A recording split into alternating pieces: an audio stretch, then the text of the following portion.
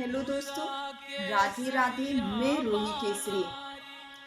कहते हैं एक बार अकबर ने अपने दरबार में अपने सभी दरबारियों से कहने लगा, मेरे अब्बू जान हुमायूं ने मुझसे कहा था कि इस हिंदुस्तान में तुम जहां भी चाहोगे वहां राज करोगे और हर कोई तुम्हारी अधीनता को स्वीकार करेगा। मगर मुझे क्या पता था कि मुझसे पहले ही 2 साल पहले वो अल्लाह ताला उस प्रताप को इस दुनिया में भेज देगा जिसने मेरे अहंकार को ही नहीं, मेरे गुरूर का भी चकनाचूर किया। मैं उसके प्रति मेरी खुद एक सद्भावना है, क्योंकि जितने भी राजा जितने भी सब हुए बिना युद्ध के ही मेरी अधीनता को स्वीकार कर लिया। मगर प्रताप तो एक ऐसा था जिसने हर सुख को त्याग दिया और त्यागने के बाद भी उसने कभी मेरी अधीनता मेरी गुलामी को स्वीकार नहीं किया। मैं युद्ध जीत कर भी हार गया और वो प्रताप सब कुछ छोड़कर त्याग कर भी जीत गया।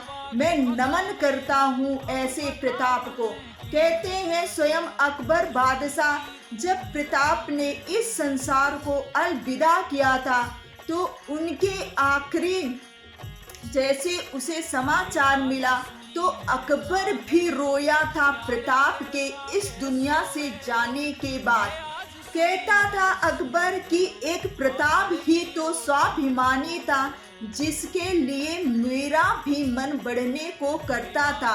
बाकी तो जितने थे सब ने बिना युद्ध के ही हर तरफ अधीनता मेरी मान ली गई। नमन है उस माता जयवंता के लाल को जिसने माँ ने खुद जन्म किया। कहते हैं माता जयवंता कोई साधारण माँ नहीं थी। प्रताप को उन्होंने ऐसे गढ़ा था, उन्हें भी किसी चीज से मोह नहीं था। ब्रह्म मुहूर्त में उठाना, प्रताप को स्नान कराना और उन्हें ऐसे संस्कार देना।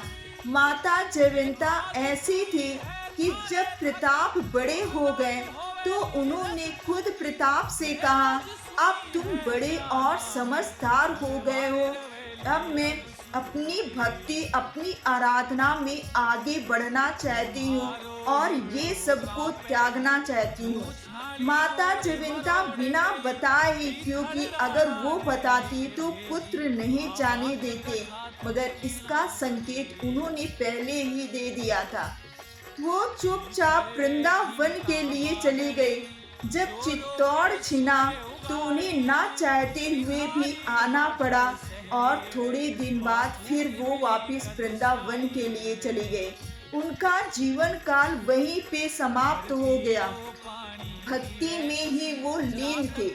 और इधर प्रताप ने अपनी माँ के आदर्शों और उनके दिए हुए सीख को उन्होंने ऐसे जीवन को जिया कि प्रजा में ही अपने आप को देखा। बादशाह अकबर ऐसा था कि वो मेवाड़ को जीतना चाहता था और वहां से विदेशों में व्यापार करना चाहता था। कहते हैं एक कांटा एक तिनका ही होता है पूरे महल को राख करने के लिए।